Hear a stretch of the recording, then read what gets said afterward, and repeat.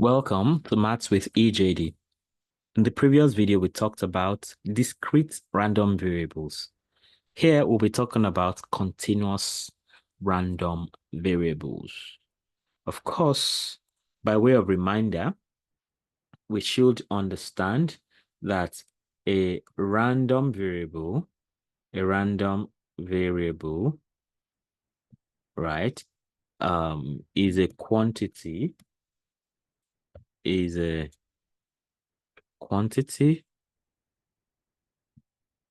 that can take different values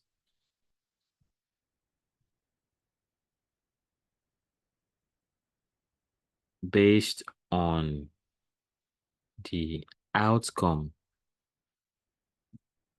of a random event.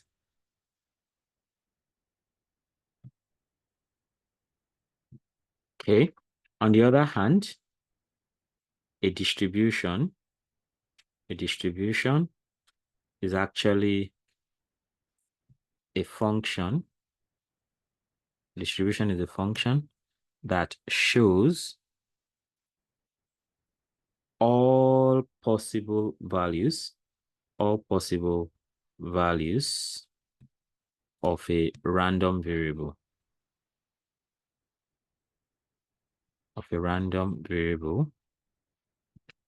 And how often they occur and how often they occur. You can actually, on the other hand, you can see a distribution as the probability that a specific value of a random variable occurs. Okay, so that's like to refresh our memory about that. So our focus here is on continuous random variables. Continuous random variables. So the other time we looked at discrete, which talks about something you can count. So continuous automatically would mean something you can't really count, like you can't count, in fact. So a continuous random variable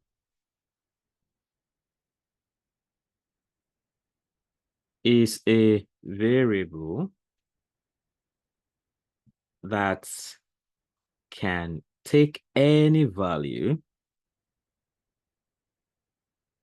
within a certain range. So it can take any value within a certain range. So we're not talking about counting here. So unlike discrete random variables,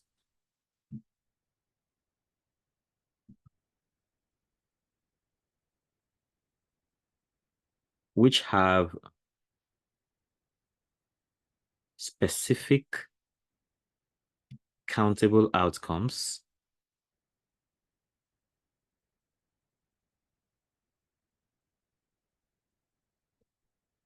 continuous random variables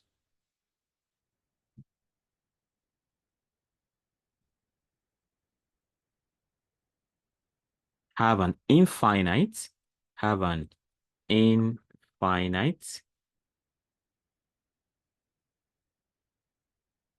number of possible values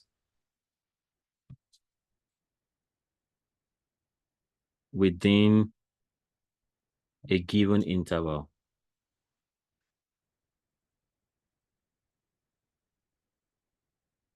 Okay. So now the probability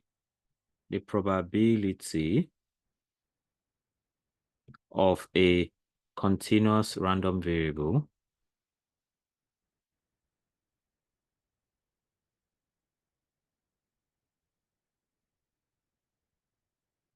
taking an exact value is 0. Okay, so for discrete random variables, right, you can actually say the number of heads is 5. Okay, but here you cannot say that because you can't pin it down to a particular value. So it's a range of values. So the probability of a continuous random variable taking an exact value is actually 0. So instead,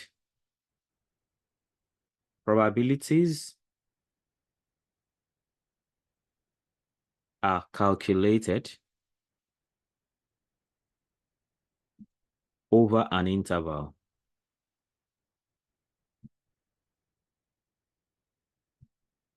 Okay, so that brings us to the idea of probability density function. Remember, for discrete random variables, we're talking about probability mass function, but here we're talking about probability density function.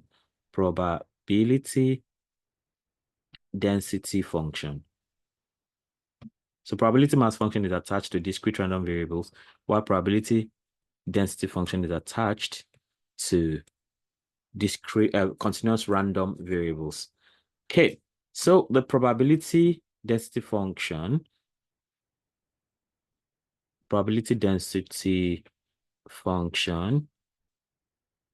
PDF of a continuous random variable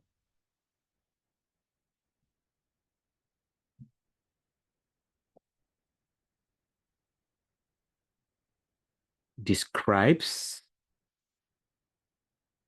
the likelihood of the variable taking a particular range of values.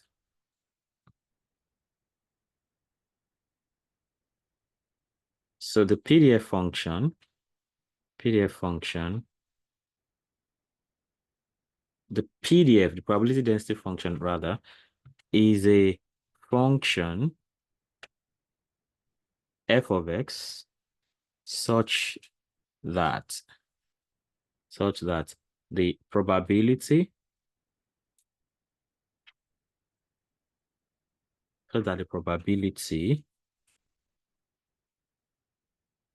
of the random variable x falling within an interval, that is the closed interval AB now, is given by the integral, of f of x from A to B. Okay, that is the probability. So here, the other time we could say probability, for probability mass function, we could say that probability of random variable big X equals a particular value small x or a particular value K, is actually something. But here, since we're talking about an interval, so it has to be the probability that A is less than or equal to X is less than or equal to B. That means probability that X lies between a value A and B is actually equal to the integral from A to B. So for discrete functions, we sum things up. For continuous functions, we integrate them, okay? Because integration is actually a kind of summation too. So probability that A is less than or equal to X is less than or equal to B is actually integral from A to B of the PDF of the probability density function with respect to X, okay? So in this case now, the PDF must satisfy two properties. So these two properties are actually analogous to the two we had for probability mass functions. So again, the first is that f of x has got to be greater than or equal to 0. Always the case. So f of x has got to be greater than or equal to 0 for all x. This is the non-negativity condition, just like we've always seen. Non-negativity. Then the next one is that, the other time we said its summation of all f of x should be 1. So here it is that the total area under the PDF curve is 1. So that means when you sum up everything within the interval, you get 1. So we are simply saying this is integral from minus infinity to infinity of f of x dx is equal to 1. So it's analogous to what we had for probability mass function, except that here we are integrating, while there we were summing things up. All right, so we have that's like our introduction to probability density function. So can we see specific distributions that happen under probability density functions? So let's look at that now. Examples. Examples of continuous distributions. So for discrete distributions, right, we saw two examples as binomial distribution and Poisson distribution.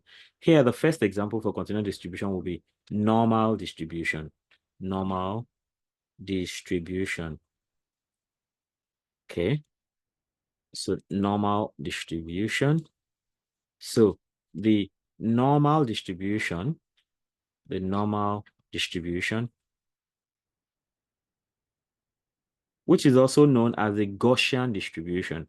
Gaussian distribution is a continuous probability distribution.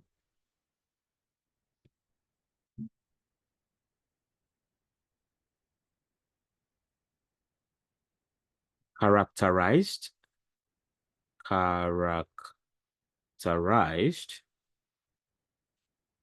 by its bell-shaped curve.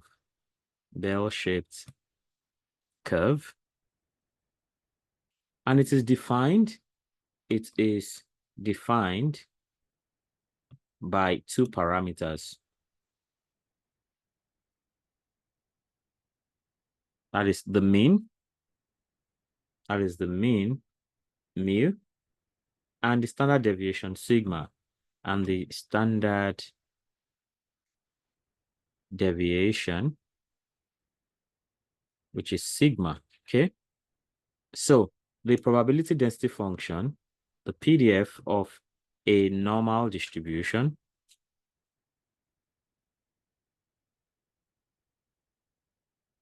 is given by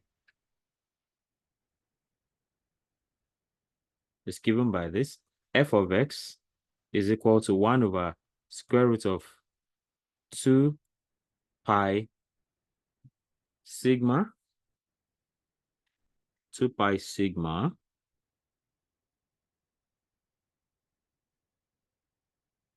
okay?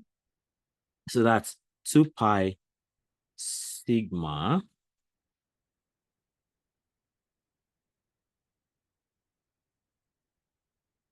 e raised to power minus, oh, is it 2 pi sigma squared? Yeah, 2 pi sigma squared, but the sigma can be out. So then multiply by e raised to power x minus mu all squared divided by 2 sigma squared. Divided by 2 sigma squared. So that is the probability density function of a normal distribution. Okay. So let's know what the components represent, where mu is the mean, or average of the distribution. Okay. And then we have sigma. Sigma is the standard deviation.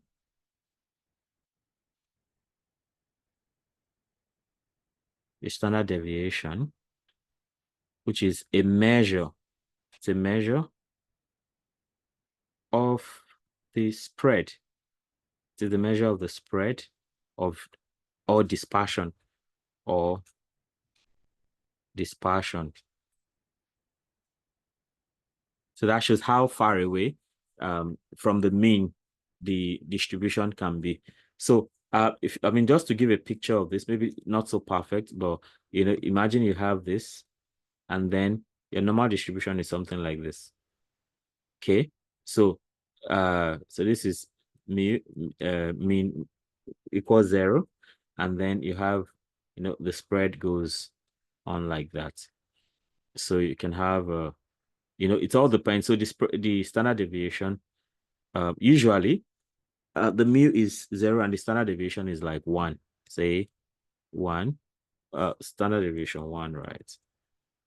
So you have sigma equals 1, or sigma equals -1 on the other hand, something like this. So that's why it is said to have a bell-shaped curve like that.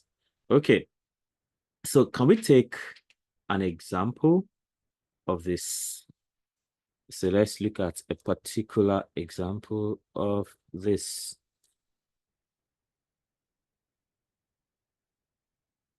So you have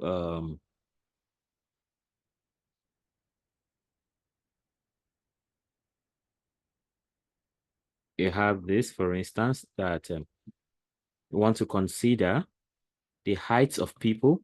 Consider the heights of people in a population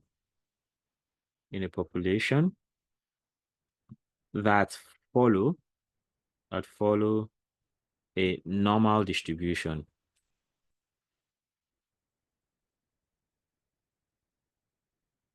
with a mean height, with a mean height, that's mu now, of 170 cm and a standard deviation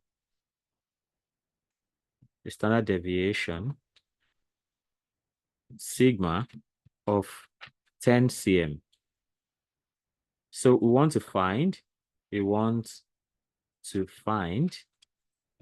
the probability that a randomly selected person has a height between 160 cm and 180 cm. Okay, so of course we know that for continuous random variable we are only talking about intervals. So if you talk about the height of people in a population that follows a normal distribution with a mean height mu of 170 cm and a standard deviation sigma of 10 cm, so we want to find. So so the idea of standard deviation is that now that so you have 170 cm, right? So it means you have people starting from, so deviation of 10 plus or minus 10, for instance. So to the left, you have people 160 cm tall, and you have people 180 cm tall on the other side. That's the kind of idea, because deviation talks about spread. Okay. So we want to find the probability that a randomly selected person has a height between 160 cm and 180 cm. So what do? We have that the probability, it is like the solution now. The probability of a person, having a height, between 160 cm and 180 cm is given by probability 160 is less than or equal to x is less than or equal to 180. And that is equal to integral from 160 to 180, okay, of 1 over square root of 2 pi sigma squared, that's 10 squared now, then e raised power minus x minus mu. The average is 170, that's the mu squared, all over 2 sigma squared, that's 2 into 10 squared. So normally that's what we should have, right? That's what we should have. Of course, with respect, that's dx. Did I put dx in the other case? Okay, this is just a function. Okay. Yeah. So we have to integrate that. Okay. So with that now, we have to, so this may be really complicated to integrate, but of course, we have better ways of handling it. So this integral can be evaluated using standard normal distribution. Standard normal distribution tables, or even software. However, we can simplify the process using the z-score. So the z-score is called the standard z-score. So the z-score for a value x. So you have a normal value x, right? But then you have to standardize it to turn it to a standard z-score. So for a value x in a normal distribution,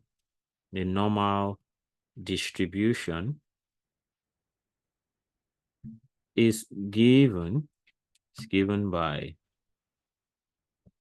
so this is the value to standardize. Z equals x, the normal value you have, minus the average, minus the mean, mu, all over the standard deviation, sigma. So that's what you have. So for the question we have at hand, right? So we want to calculate the z-scores. Calculate the z-scores for x equals 160 and x equals 180. So to do that, it means that, so z160, z-score for 160 is just 160 minus 10, minus 170 actually, all over the standard deviation 10, and that is that's minus 10 over 10, which is minus 1. So the z-score for 160 is minus 1. And we can also do the z-score for 180. Z-score for 180 would be 180 minus 170, the mean, all over the standard deviation 10. That is 10 over 10, and that is 1.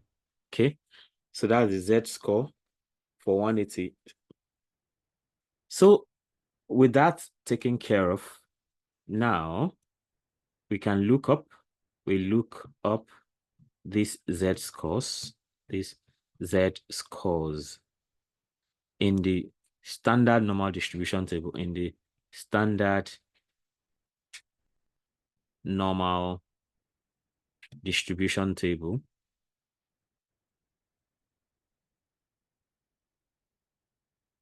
So you want to check up how to use a standard normal distribution table. Now, the one thing about these tables is that it's better you get used to a particular table, because if you just take any random table and you go to the exam hall, the way to read it may be different from others. So you have to be very careful with this. So you want to check up how to read a standard normal distribution table.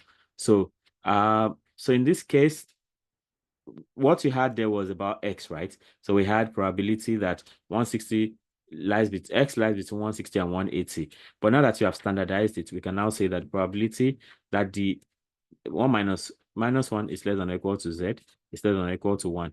That means probability that z lies between minus 1 and 1. So if you check that up on from a standard distribution table, you get 0.6826. So don't forget to check how to use a standard table, a standard normal distribution table. Very important. Normal distribution table. So because if I use one now, you may get another table that may not always be the same. So, but get one and get used to how to read that particular one. That's really important. Okay. So from your table, you should get something like 0 point. Okay, well, we can graph this, right? You know, you have this, and then you have this. This is okay, this is not properly done. Well, I think I'm trying my best. So mu is 0 here, right? So this is like -1, this is 1. So it means you need this whole region. So from the table, right, you can get one side and multiply by 2 or something like that. So just get used to how to read off your own table. Okay, so with that done now, from this results, from this probability of 0.6826 now, we can actually say that we can say thus the probability that a randomly selected person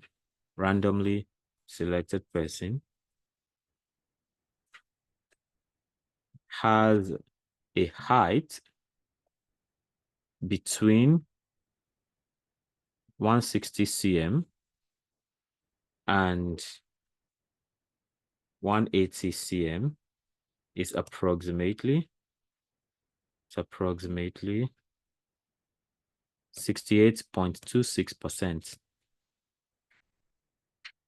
Okay.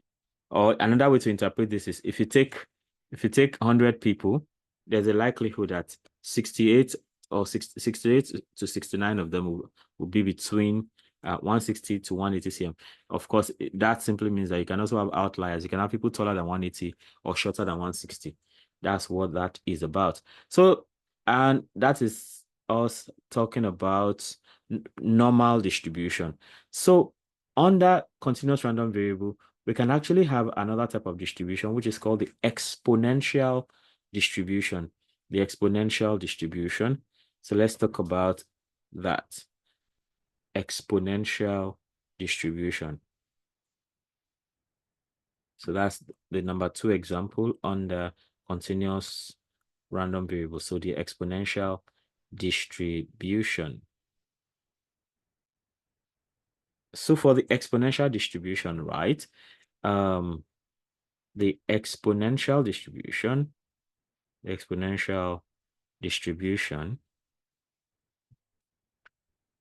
is often used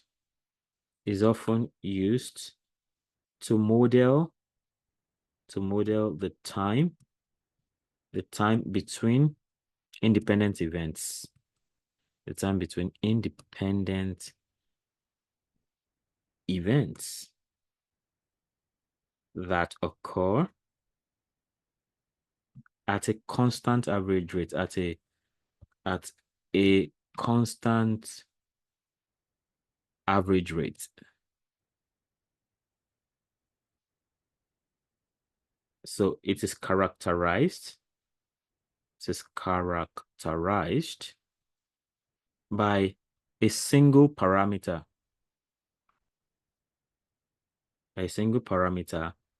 lambda. So remember, normal distribution is characterized by 2 parameters, mu and sigma. Mu is the mean and sigma is the standard deviation.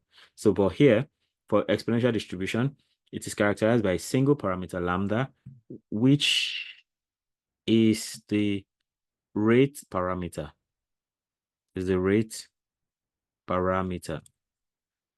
So the PDF of an exponential distribution,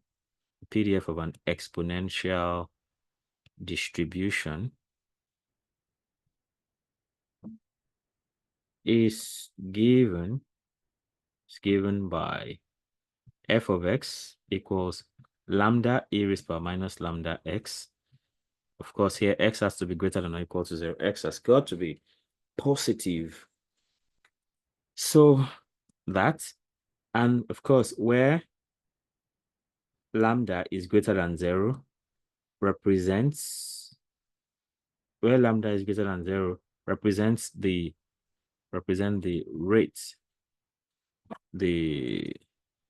rate at which events occur.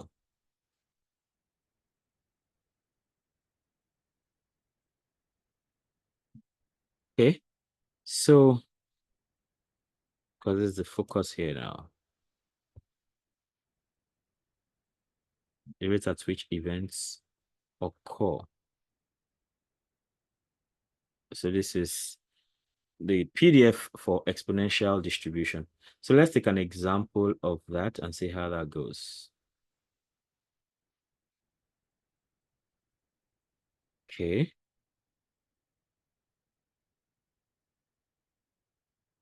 Now, let's consider something about earthquakes.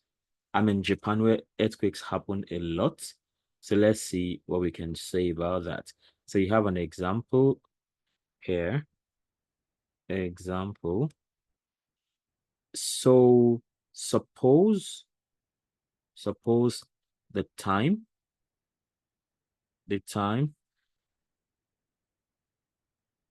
suppose the time between earthquakes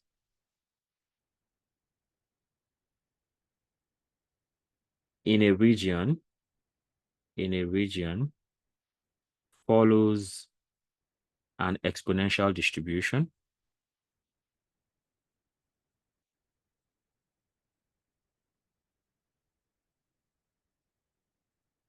with a mean time of 5 years. So we want to find the probability that the next earthquake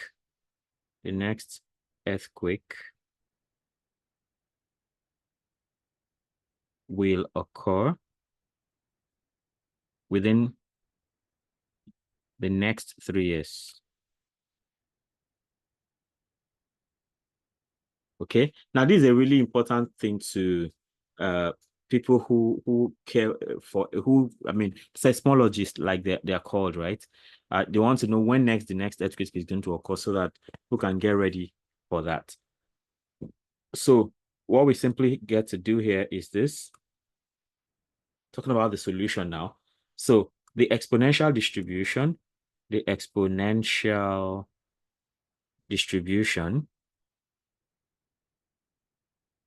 is defined by the rate parameter. How often it occurs by the rate parameter. So, and the rate parameter here is actually lambda, which is actually 1 over the mean time or the average time the earthquake occurs, 1 over the mean time.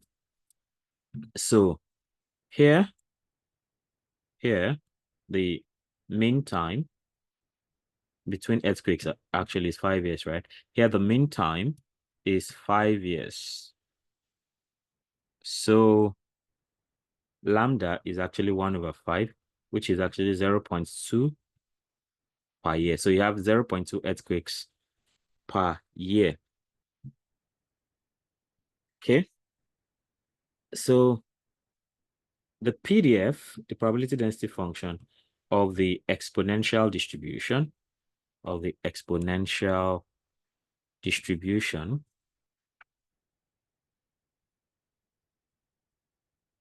is f of x equals lambda e raised power minus lambda, that's 0.2, multiplied by x. Of course, x has got to be greater than or equal to 0. That is the PDF here. Okay, so to find the probability, that the next earthquake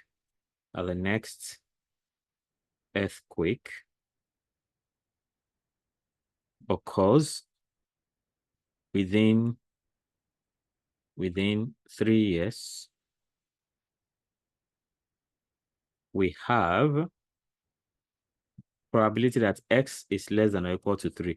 So within 3 years means it can happen from now till the next 3 years. And that is actually integral from now 0 to year 3 and of 0.2 e raised power minus 0.2x dx.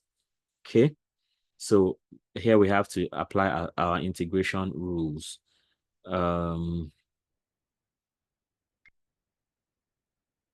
So to try to integrate, right, we have, you can take out 0.2. So 0.2 integral from 0 to 3 of e raised to minus 0.2x dx. And then that is 0.2. So if we integrate, e raised to minus 0.2x, right? So differentiate minus 0.2x. You get minus 0.2. So it means you're going to have e raised to minus 0.2x divided by minus 0.2. Okay, now from 0 to 3. So that's you having integrated. So interestingly, the minus can come outside, right? So you can take them. So you can have 0.2. Actually, you can have the 0.2 that was there before, and the other 0.2 inside the bracket, that's 1 over minus 0.2. You can bring that out into e raised power minus 0.2x from 0 to 3. Okay, so interestingly, this and this will cancel out. So you have minus out here into into e raised power minus 0.2x from 0 to 3. So you have minus. So when you put 3, you have e raised power minus 0.2 times 3, then minus e raised power minus 0.2 into 0. Okay, so that you have minus e raised power minus 0.6 minus e raised power 0. Okay, so that this is now minus e raised power minus 0.6 minus 1.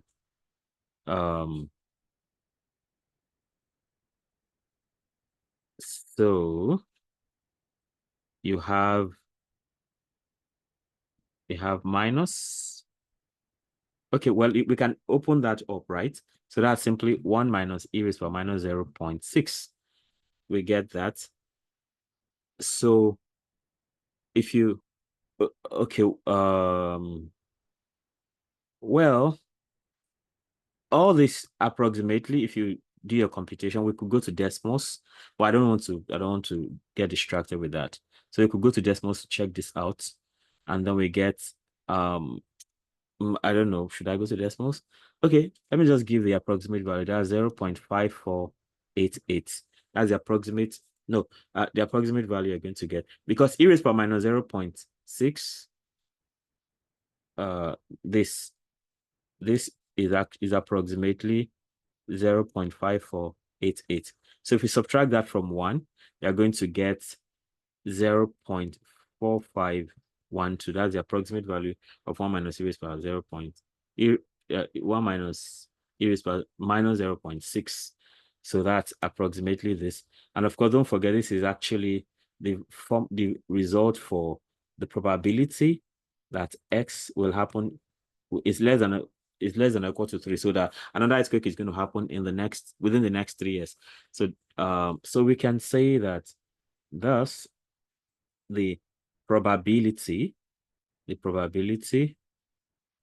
that the next earthquake